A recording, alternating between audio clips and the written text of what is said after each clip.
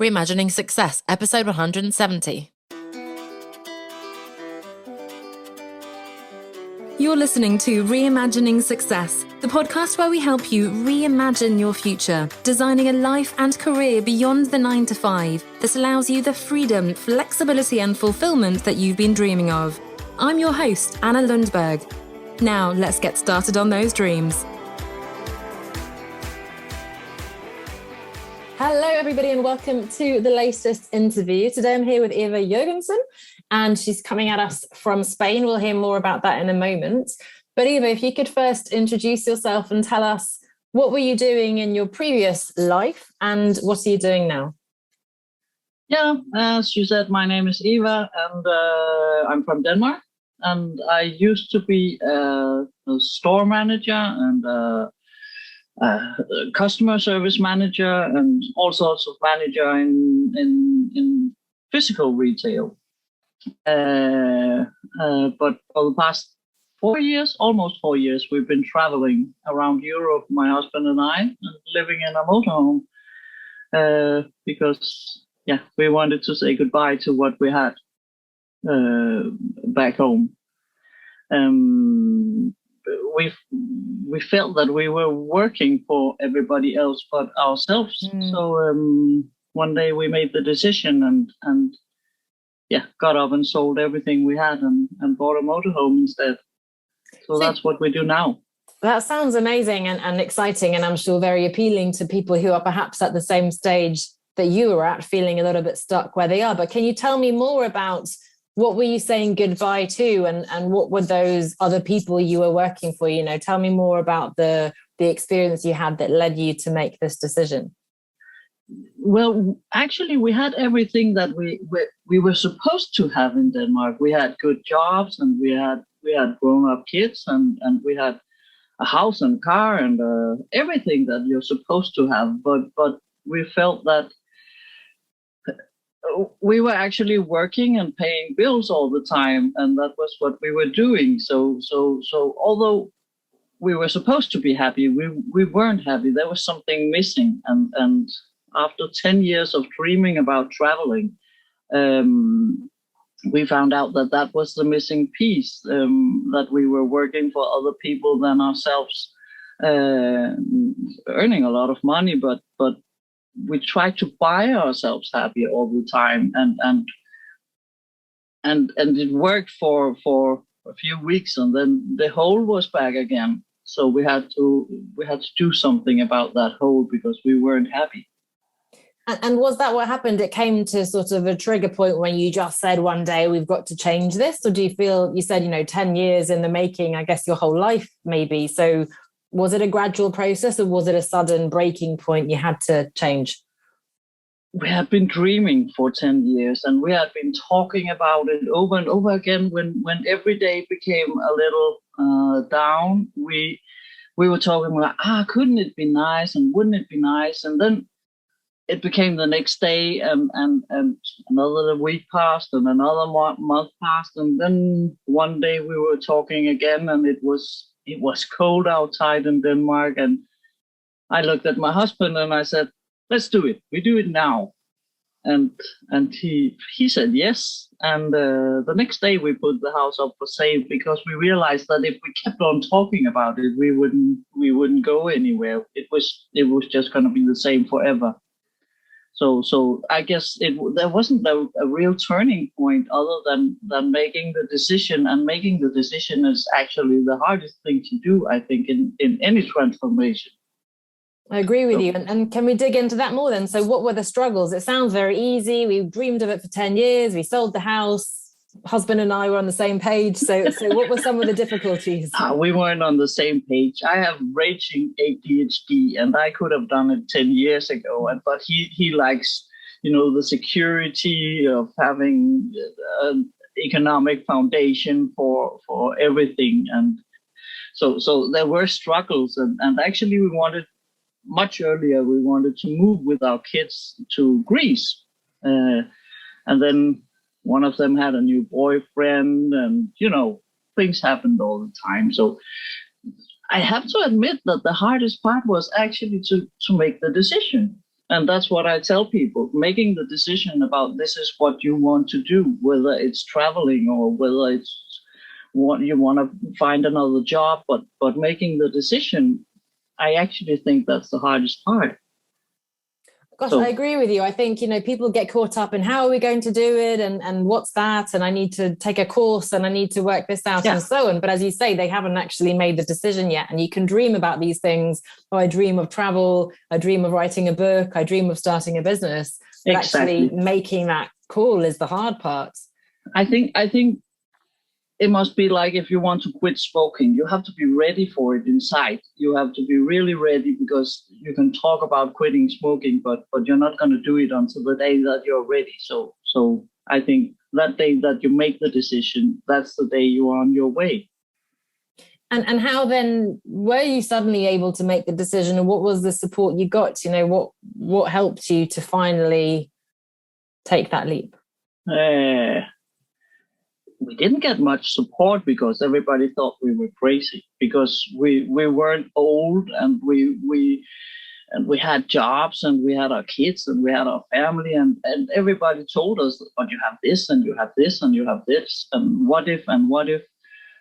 So that kind of support we actually didn't have. We had each other, and we had thought about this was what we were going to do, and we had to somehow prove the other people wrong, because there were a lot of predictions that we couldn't live together 24/7, and nobody can go traveling forever, and things like that. So I don't know if there was support from our children. They were, because they knew us and they knew that somehow we would do it someday. But that much support there wasn't. So luckily we had each other that we could lean on. And when was it that you sold your house? When was that?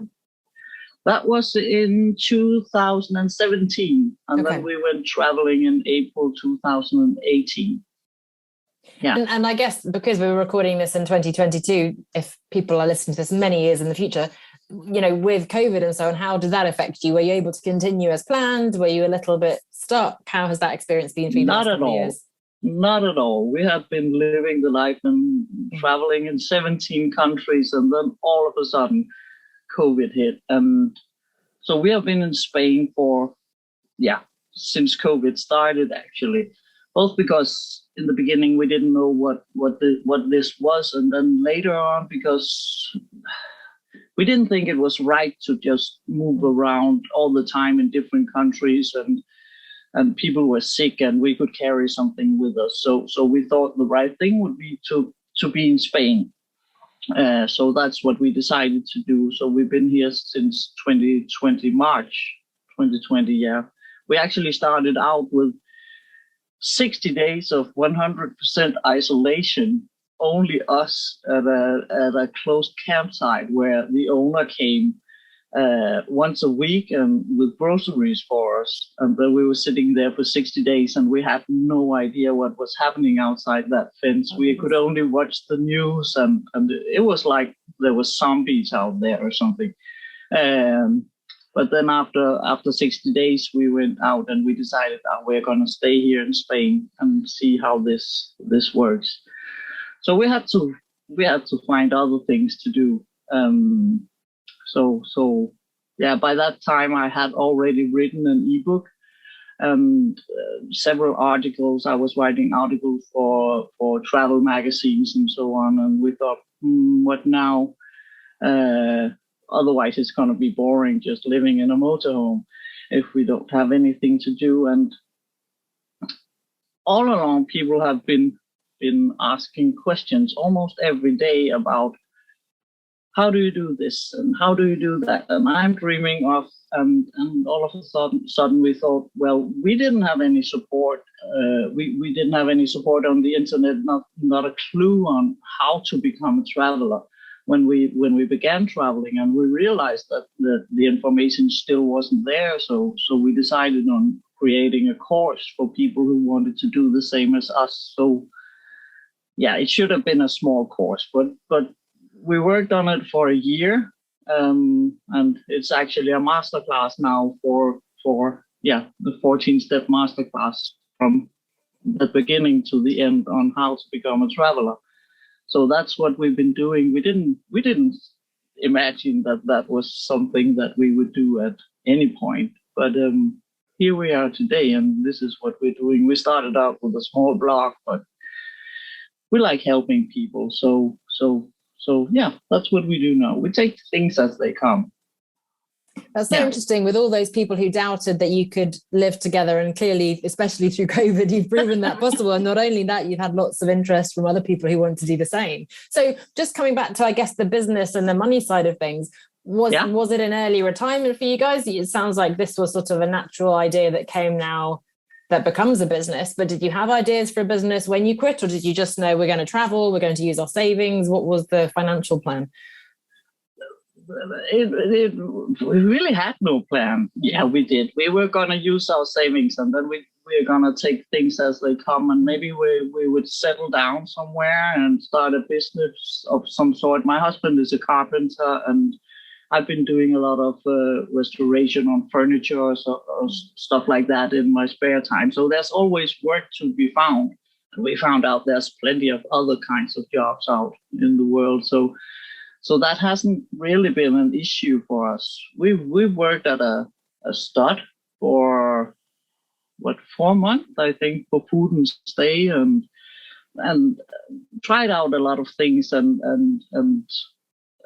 we don't really worry about the money. Of course, we have to have some sort of security at some point, but for now we haven't really thought about it. But it comes naturally when we write articles or we make a master class, and we just take things as they come. Of course, we have still have a lot of dreams about where we want to end up and what we want to do, but we haven't settled on anything. This is what we want to do, or this is where we want to be. So for now, not. And what has been the best part so far, even through these challenges, I guess, of the last couple of years? What have you most enjoyed about finally making this decision and going out traveling the last few years? Do I have to mention one? Many things, I'm sure. First of all, but that was one of the things that we thought about when we went traveling. That was, we wanted to see if the world was really as it was portrayed in media, and so on in Denmark. And we have found out that the world is so much more, and people are so much more, and we have learned a lot about culture and people in general, and language and so on. But we also learned a lot about ourselves. We have calmed down so much after we started traveling. All these things that we thought were huge problems before, when you compare them to what there's out there, we have a great life. So we've learned to value the life we have more, and we have learned that we love the freedom. I can't imagine ever going back to a 9 to 5 job again. I don't know how that would work. So I hope I never have to do that. So the freedom is something that comes up a lot, almost always, I think. But that idea that you said of valuing what you have, I think, is the first time I've heard someone put it that way. And that's so powerful and puts things into perspective, doesn't it? Of things, as you said, that we worried about before. Yeah, we have learned to value much smaller things. Like I said before, we bought ourselves happy earlier. And now we don't have the space, but we also don't have the use for all these things. As I often try to explain to people, because we don't have that much space, I surround myself with my favorite things all the time. I have nothing in a cupboard somewhere that, I really don't like it. I only have favorite things, and what I experience is only favorite things. So that's, I didn't think that would be one of the benefits about living like this, but it is. And you can treasure a cup, and you can treasure, your clothes, and you learn to treasure so much more by having just a little. So that's also one of the things we've learned. I love that. And I find that so hard because whenever I've been traveling on much shorter periods, I've managed to live with just one bag or whatever it is for months.